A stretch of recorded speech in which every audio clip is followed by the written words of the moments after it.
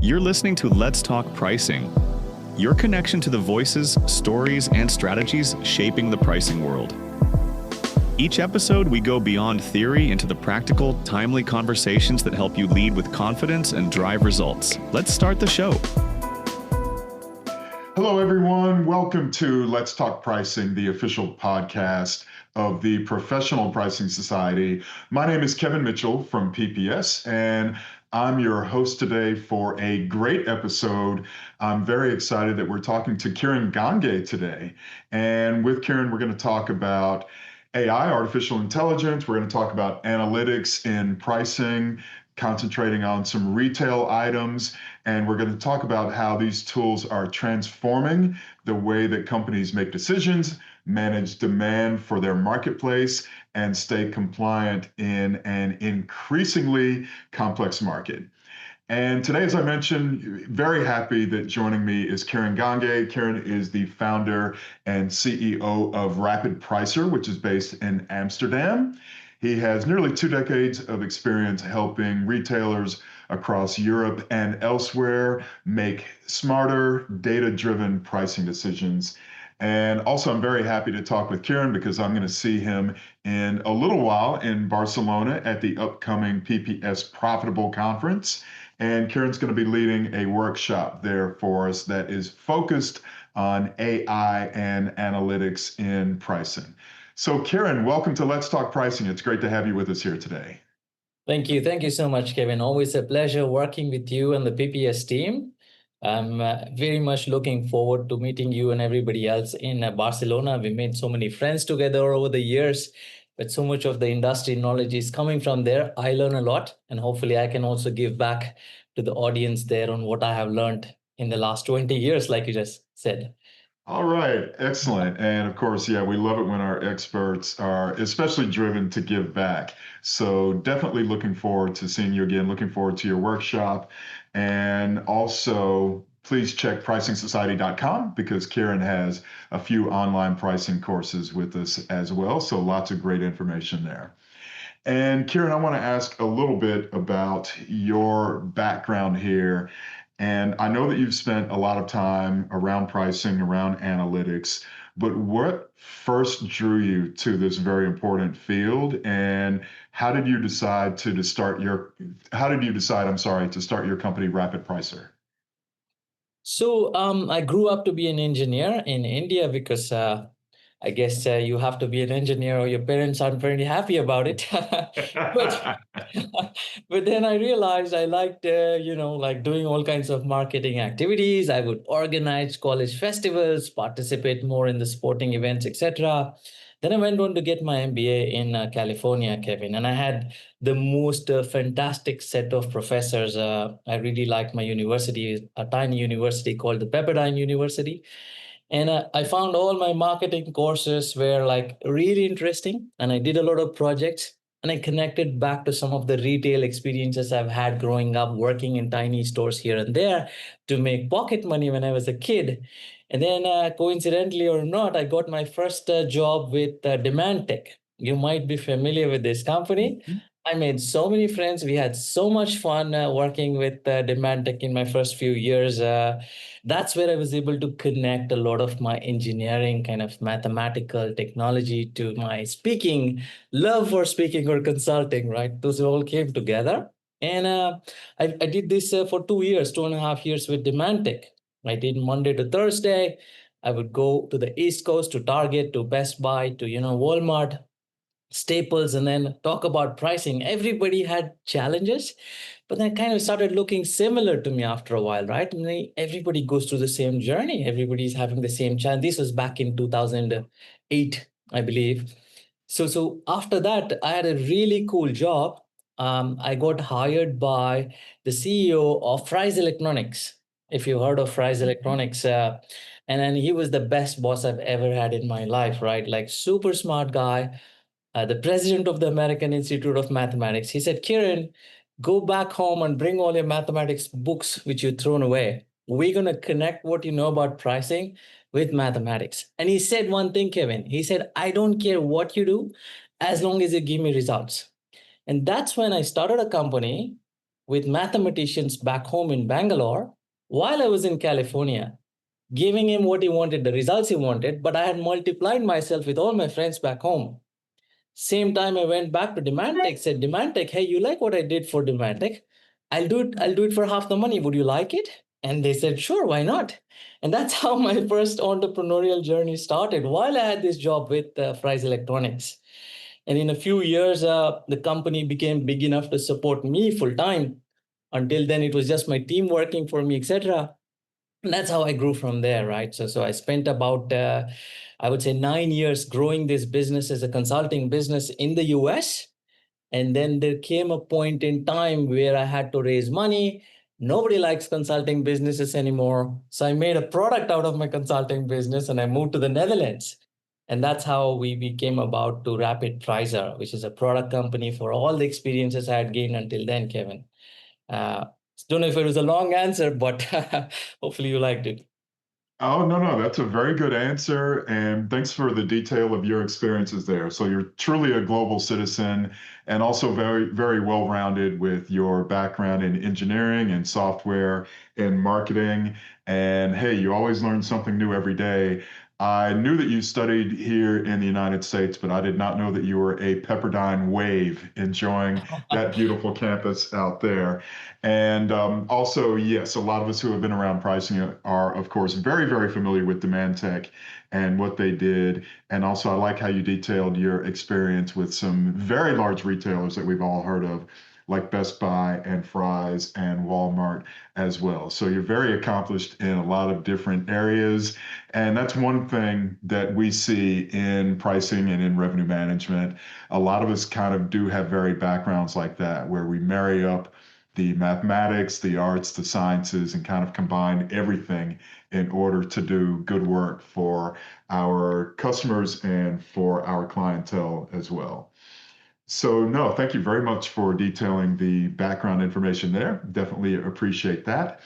And Karen, let me ask you, from your vantage point, what changes have we seen in retail pricing in Europe and elsewhere with the rise of AI, with the rise of artificial intelligence and automation? How have things shifted with these new technologies? So I earlier part of my career I spent mostly in the US, right? So I was very much in for a shock when I first moved to the Netherlands. This was back in 2017. So one thing I noticed is there was a lot of early investments in Europe around technology and hardware, especially in the smaller, more expensive countries like the Switzerland, the Nordics, Norway, Sweden, Finland. All of these guys were early adapters of, say, for example, the electronic shelf label, and they had the automated stores coming out ahead of the US. US was still like it's like the Los Angeles airport.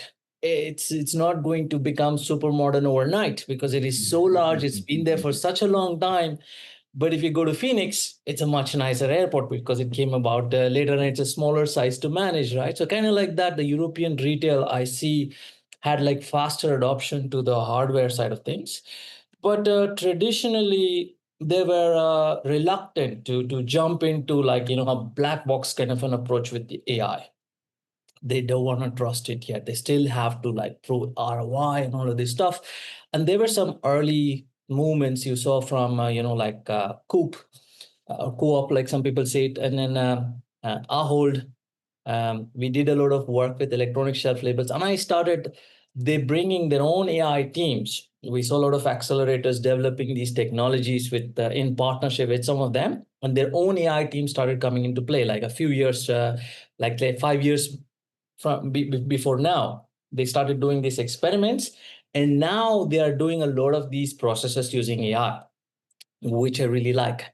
Compared to the US, again, the large, the Los Angeles airports of the retail world have also made a lot of big moves. Now you'll see Walmart is going ahead with full implementations in many places with electronic shelf labels. Target is doing a phenomenal job of bringing AI to how their assortment works, how their customer experiences work. but it is still limited to those pockets. I believe, there is so many other mid-size, small-size retailers who still don't go with technology changes so much. It is still a very slow change to make. That I feel is the difference between the two. But now AI as a term is no longer like, a big decision you have to make. People have started using AI like bringing your phone out of your pocket kind of situations, right? You do a quick query about your database, see what it has to say, what trends are you identifying, all of these steps. And in the back end, AI is being used everywhere to crunch data, to store data, to give you information quickly. All of that is being done very quickly, but more in terms of what promotions to make, what pricing to make. Those decisions are being done a little bit more in-house these days than trusting like a system like we used to trust a demand tech in the past to say, take my keys and do me my pricing. That has changed to, we're going to get enough knowledge ourselves and control this little piece one step at a time. That's the big difference I've seen in the evolving of the use of AI, Kevin. Yes, it's quite a change. And thank you for mentioning that a lot of the advancements and a lot of the new technologies have taken place around the world. I mean, things like this can come from anywhere. It doesn't only have to come from the largest economies or the biggest companies, as you mentioned, or something like that. Sometimes these new innovations, these new advancements can come from mid-sized companies in mid-sized countries and then expand up, down, and sideways and all around. And I remember traveling in Europe many years ago and being a little bit surprised at seeing electronic tags on shelves at a Carrefour in Paris or something like that, years before we had anything like that here in the USA. So the world is, in that case, getting smaller. And of course, technology can flow through much more quickly from one part of the globe to another nowadays. And also, I like how you talked about how AI essentially is letting people bring some of these decisions, some of these best practices, strategies, tactics in-house too, where you can use your own data and make the decision that's best for you in that way. So thank you for the explanation about that. And I know that you are an expert in all the areas we're talking about, analytics, pricing with large retailers and others, but we still are seeing new changes with how retailers are approaching pricing today. So your workshop with us, I believe, is going to focus on some of the new initiatives and new things coming out there. So what can we look forward to with some of that information? What are some of the new things where we're seeing AI and analytics transform retail pricing? So one of the focus I want to have in this workshop is to know what is possible with AI, right? Where can you go eventually? Who has seen success in what areas of using AI, and where has AI not performed as well as people expect it to? At the same time, let us start quickly with using this from step one. Don't wait to hire a PhD with artificial intelligence degree to come in and start doing something. There are many low-hanging fruits that AI is enabled everybody to enjoy right now. So let us start with that within your pricing functionalities. How can you use it? And also get a basic understanding of how AI works. It is not rocket science. It is something you and I can understand, you and I can connect to, very similar to how we make decisions as human beings. It's how AI works, to give them that kind of a comfort on using this new tool. It shouldn't feel like it is out of reach and maybe one day we will get some fancy doctor to come in and do all of this work. No, let us start right now with where we are. At the same time, have a goal for where we could go and how do you reach there? What do you need at what stage of your stage to get there? So again, like I do always, Kevin, I really try to understand where each of the participants stand and then try to make it relevant to them, to their own discussions. And then sometimes there's such a rich amount of knowledge coming into the workshop through the participants themselves. They end up teaching each other on, hey, this worked for me or this didn't work for me also, and I learn at the same time. So I'm really looking forward to this kind of a discussion again, this time in Barcelona. Definitely, we're always in favor of the two-way transfer of information there. And I do hear sometimes from people who attend our workshops and similar events that, of course, you learn a lot from the presenters, but also you can gain from your colleagues, your peers, and their best practices as well.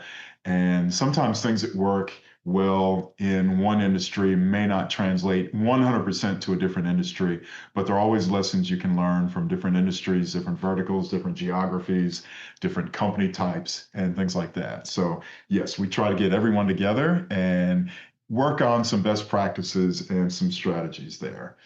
And Kiran, another question for you.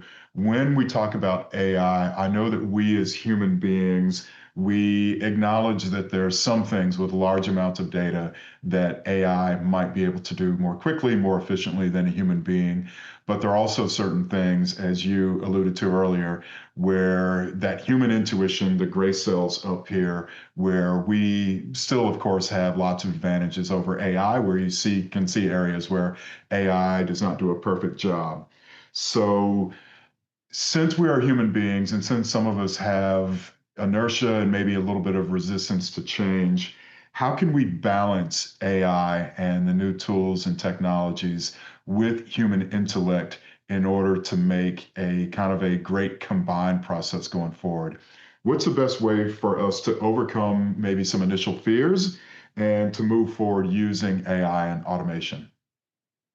So this is again depends on what day we're speaking about, right, Kevin? Today we're speaking about one level of maturity with AI. Next year, it'll be a completely different story again with what AI can do, say, for example, right? But right now, everybody should definitely use AI to make their own routine tasks automated. Okay, whatever can take time in terms of manual processing, cleaning up the data, getting to some level of insights, all of this can be easily automated using AI. I'll give you an example. Just last week, I had a client who was looking to revamp their strategy for 2026, right? They wanted to see who they should compete with, and should they go after margin or revenue or market share? And how is it different for each category, for each zone, et cetera, right? So this information, we already had market share data, we had point of sale data. Very quickly using AI, you can find correlations or negative correlations between your market share and competitive prices, right? And those are numbers which are not lies. You've seen your market share change when your price against the competition, relative price to competition change by this much, which is why the AI immediately, not immediately, in a quick algorithm will tell you who matters to you and by how much. Now, the human comes in, he takes a look at it, and then he also knows other things the AI doesn't know. He might know that XYZ competitor is very aggressive, or competitor ABC has new investments and that's why they're investing money to do XYZ. All of that information you can feed into AI and ask it to make better decisions, but we are in a much more powerful place now with AI supplementing your own human knowledge and experience to make that decision. And again, you can bring back AI saying that, hey, I want you to make sure you get me market share here while staying competitive with this person, and make sure you get me this much margin while making sure my private label grows by X%. Give me the right price. And it gives you a price. Don't trust it yet. Review it, check it with your category managers, check it with your vendors to see if somebody is going to be upset about it. Somebody's commission is going down. The AI doesn't know that. Then you can implement it. Bring back an AI to say, continuously monitor this and let me know when I screwed up. That is where we are right now, if you really use it in the right way. But with agentic AI and blah, blah, blah, there's so many changes coming in, and AI is getting smarter and smarter and smarter. We will be able to give more keys to AI, but we still need to be responsible for what AI is doing. Otherwise, you could lose your job, if you're not careful about it. Definitely, yes. So we'll still need essentially the human being to drive the car, essentially, so to speak, but that car will go much more quickly and much more efficiently than the human being walking alone, so to speak. Yeah. So understood Yeah. there. And I know with a lot of companies, some of the most critical areas that we are facing now in these economic times are we want to forecast our demand accurately, and we want to make sure that our promotions are the most efficient, the most effective that they can be. So, how can retailers make sure that these very two important facets of their companies, forecasting demand and optimizing their promotions, how can we use analytics to make sure that we're getting the most in these two very important areas? So with both with this forecasting and promotion, right? So basically, the quality of the decision is the amount of data going in, and do you trust it or not, right? Say for example, we've had the fantastic models crash when the COVID happened, Mhm. because the models never knew what a COVID was. So Mhm. in that case, still there is a huge factor of manual intervention coming in. If you know a certain country's president or prime minister is going to start reacting a certain way, you might change the forecast differently, which the AI will have no clue about, right? So I would still go with using AI to give you a forecast, and you can throw like a bunch of data, right? You can throw like supply chain data, point of sale data, weather data, demographic data, or it makes it a little bit smarter, a little bit smarter, a little bit smarter.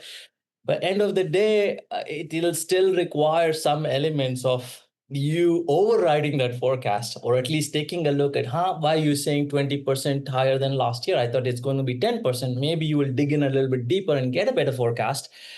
But we're not there yet where you can say forecast and I'll forget. Understood. Yes. And that's a very good point because we as human beings wake up every day and check our news feeds and see what's going on with the administration of certain countries and what's going to happen and what's going to drive our decisions for the day. So certainly Right. understand that a human needs to be involved with that as much as we can. So that makes sense. And Kiran, I know with your experience, you've had several situations, many situations where you've seen AI driven pricing make a great impact on a retailer or a brand. And at our events, we always like to look at case studies and examples of success, and sometimes examples of, let's say, not so much success as well as learning tools. So, can you share an interesting example where AI driven pricing was able to make a great measurable impact for a company that you're connected with? Yeah. So again, I must qualify this term AI driven pricing these days, Kevin, because everything should be driven by AI to some aspect of it, right? So it's like what we do with pricing, say, for example, analyzing the market share, determining the right strategy is all AI driven. And then we find the right price for it, basically saying that, okay, we know this price is going to help you achieve these results, and we measure it through a automated test versus control, which is also done by AI on an ongoing basis. And the measurement of these results in the last 3 years averages about 6.7% increase in margin with a very large retailer we work with more than 1,500 stores. So it's not like I made one decision and this decision gave me this much money. There are lots of mistakes AI makes, but the good thing is it quickly corrects itself every week for its mistakes because of machine learning to see if the price is right or not. So those kind of a margin increases we are consistently seeing across our implementations. We see like reductions in food waste when we use AI to determine what price you should sell the product at so that it doesn't go bad before you sell it. And those are immediate, instantaneous, right? Instead of throwing away 50 bananas, you're probably throwing away 2 or 3 bananas, 5 bananas. So those kind of reductions are real. And all done by AI, I would say. Like this, I wouldn't use the term AI-driven pricing anymore. All pricing should be driven by AI, but by how much AI is a question we all want to think about. Yes, and reducing the food waste is a great case study, and I've seen that examples presented as a way that pricing really does affect everything. And since we have the availability to manage pricing on that micro level with the electronic shelf tags and things like that, that does give us the opportunity to reduce waste, to make us all more efficient, and to basically to be more connected with the business community and our marketplace as a whole. So that's a great example. So thank you very much for that. And Kiran, we are going to take a quick break here. So please stay with us for the Let's Talk Pricing podcast. We'll be right back with Kiran Gange after this message. Thank you so much. Are you ready to lead the next era of pricing? Join us this December for PPS Profitable Barcelona. Profitable with a purpose. Set in one of Europe's most vibrant cities, this event connects global pricing leaders for cutting-edge strategy, real-world tools, and actionable learning. From AI and dynamic pricing to value creation and market resilience, you'll gain the insights to drive profit and lead with confidence. Be there the 2nd through 5th of December. Learn more and register now at pricingsociety.com/PPSBCN25. Hello, everyone. Welcome back to the Let's Talk Pricing podcast. Today, we are talking with Kiran Gange, CEO of Rapid Pricer. We're talking about AI and analytics in pricing. And Kiran, as a global citizen and someone who founded a company in the Netherlands, I know that you've addressed some issues such as the value-added tax, the VAT there in Europe, GDPR for data protection, and some ethical issues around artificial intelligence as well. Why are these so critical for pricing teams around the world, specifically in EMEA, and what are we seeing where we can address these very important issues right now? So let's start with the VAT, right? So it is one thing to say that, okay, if you're going to sell this product in this market, the VAT is a certain percent. But sometimes with all the promotions, having the trade funds, we recalculate the prices, the costs are changing continuously. It becomes very difficult to stay on top of this, right? The calculations have to be updated. And say, for example, the tariffs are changing now and etc. Right? So all of these, we've ran into issues where we've done pricing and we've realized that we weren't making enough margins with the optimized prices because of the VAT. So we had to like change our algorithms to put like a minimum margin rule after VAT to calculate the prices. So these kind of more like a logistical adaptations to this changing environment by country, by product group, etc., needs to be taken care of on a continuous basis to make sure we are compliant and also we're not losing money. GDPR is a very, very tricky point to navigate, right? Because the more data you put into an algorithm, the more accurate, the better the decisions will be. But GDPR is there for a reason, so that you don't go into the privacy and you take data which is not correct, which is not right for you to take. Say, for example, Kevin, we can write an algorithm today, and I have done this in labs right now, where a certain person walks in front of a shelf, and we did this experiment in 2016 in San Francisco. We had a lab there, right? You walk in front of a shelf, and depending on who you are, how tall you are, male, female, how old you are, whether you're happy or not, we're going to change the price on the shelf based on exactly who walked in front of you, in front of the camera. Now, you can do that, but you don't have to, you shouldn't do that. Right. Because not only for GDPR, but also for ethical considerations, you shouldn't be changing price on people based on what you look like, right? Exactly. So that's the temptations which will have to rein in to still make use of the data, but without compromising somebody's privacy. A good thing there is a government rule on it, but even if there is no rule, we as people who develop algorithms and implement and entrepreneurs, whatever we are, we should also take that into consideration. Say, for example, at Rapid Pricer, we have a rule that we will never take up prices without notice. Like, say, for example, if it starts raining, there will be a promotion on an umbrella with our algorithms, but it will never go up There is a rule which limits you from increasing prices based on demand. But once in 3 months, once in 6 months, whatever the reason, if you're changing prices, you can take your price up. But our algorithm only works to go down or come back to where it was, not take it up. And there is nobody who told us we should do that. But we do that because otherwise I can't sleep at night. You know what I mean? So like this, there are many things. The algorithm, the moment you point an algorithm at a profit, it doesn't have the human values you and I do. It will start making calculations to give you the results. We have to step in and find out if something is getting biased, if something is like giving a decision which is not good for humankind as a whole. We'll have to change it ourselves. And GDPR is good to do comply, because otherwise somebody will sue you and you'll go bankrupt. But they go hand in hand, the ethics and GDPR, I believe. It's always good to have a lawyer to check what you're doing is right, but also have your own conscience approve an algorithm before it goes live, if you can. And sometimes mistakes do happen and it goes through all the way. But if it's in your knowledge, it is up to you to correct it.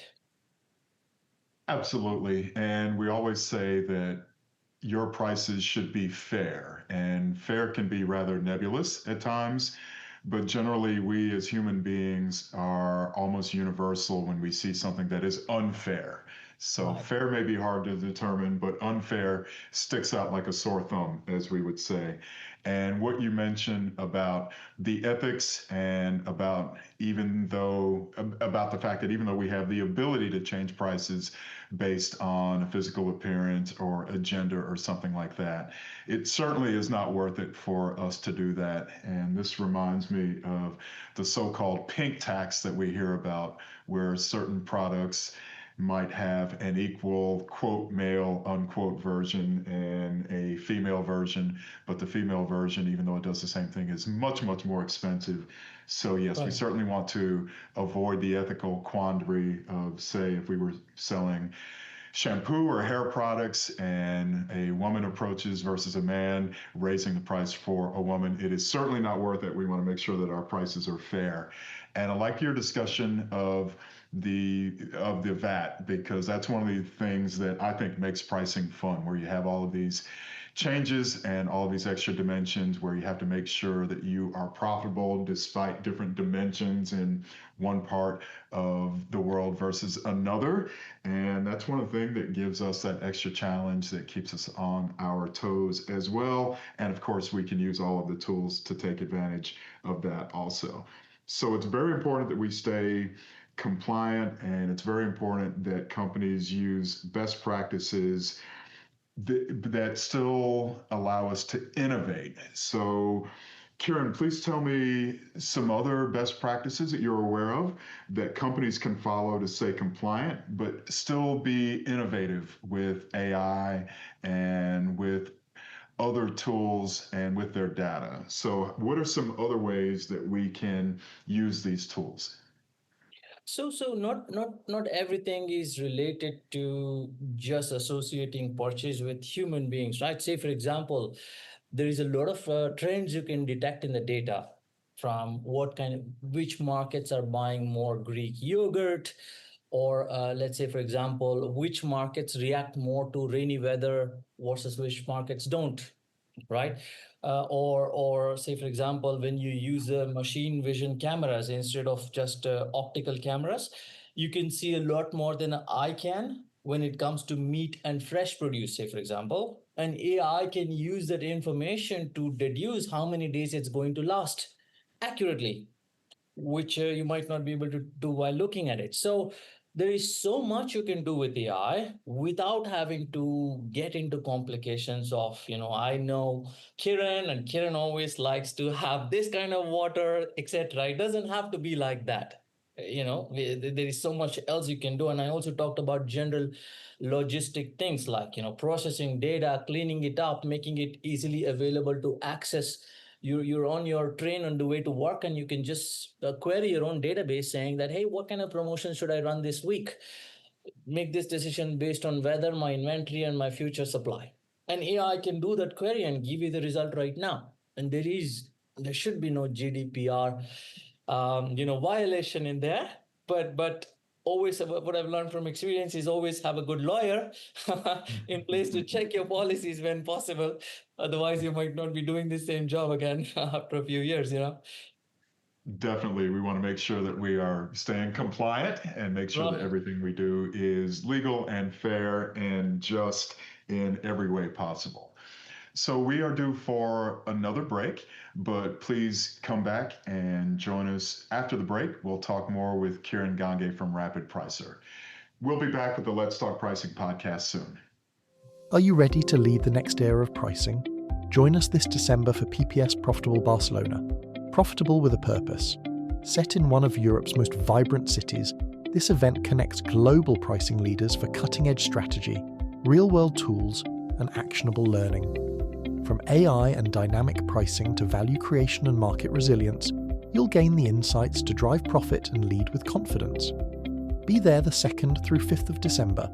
Learn more and register now at pricingsociety.com/PPSBCN25. Hello, everyone. Welcome back to the Let's Talk Pricing podcast. I'm Kevin Mitchell, and we are still talking with Kiran Gange, who's giving us lots of great information about AI, about analytics. Kiran is the CEO of Rapid Pricer in the Netherlands, and we are very, very happy that he's going to deliver a full-day CPP workshop at Profitable Barcelona coming up from the 2nd to the 5th of December. So for more insights and to connect with Kiran in person, make sure to check pricingsociety.com and register for his workshop for more great information about AI and analytics. And Kiran, we have time for a couple more questions on this edition of Let's Talk Pricing. But one question is for those of us who are in pricing, in revenue management, in sales enablement, in related fields, and we don't have the best technical background yet. Where's the best place to start when we start looking into AI and analytics if we're rather new to the field? So, very simply, there are lots of AI engines which we can all start using, Kevin. Say, for example, you could have your technical team connect your sales database to a querying AI engine, which could be like a ChatGPT or whatever else we use. And then we could start querying the data using AI today ourselves, or you could just upload the data to to ChatGPT and say that I have just done this. In fact, I was doing this about 15 minutes ago. I'll give you an example. This is not related to pricing. I was just talking to you about my farming, right? So I had planted about 3,000 pepper plants.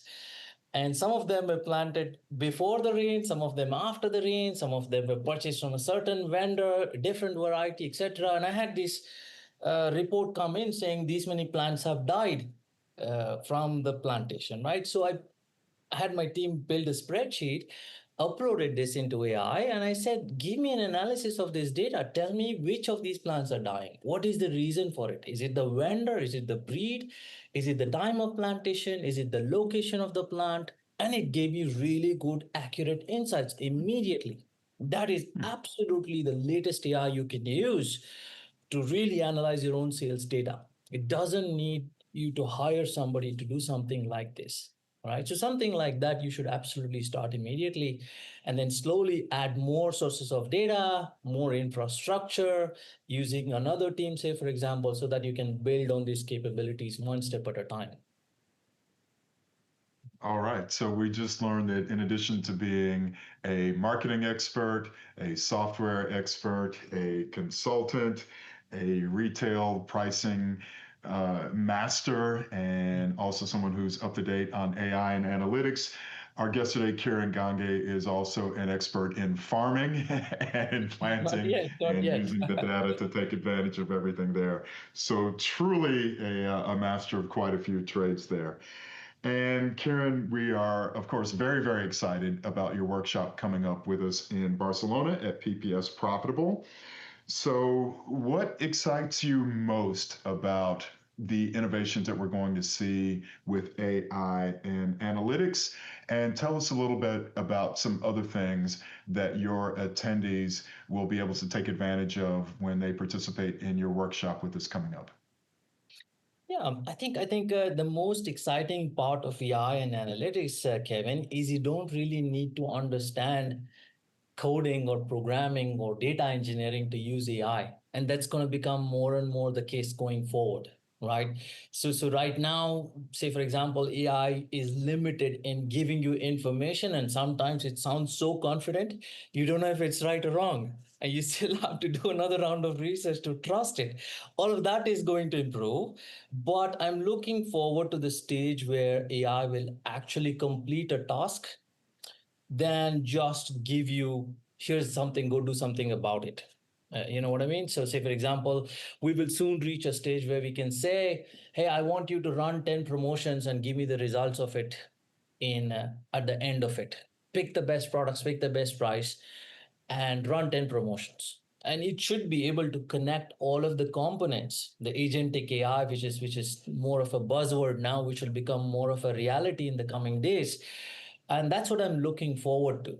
Yeah, even now, say for example, if I analyze these spreadsheets, I should be able to say, once you found out the reason for this, I want you to make calls to these vendors who didn't give me the right variety, or I want you to instruct the people who planted it to say that don't do it again, translate it into their language and have them send me a confirmation email. All of that should be able to be done in one AI, instruction set, without having to learn coding, without having to hire somebody in my team, etc. That's what I'm more excited about. It will get there very quickly. It will get there, and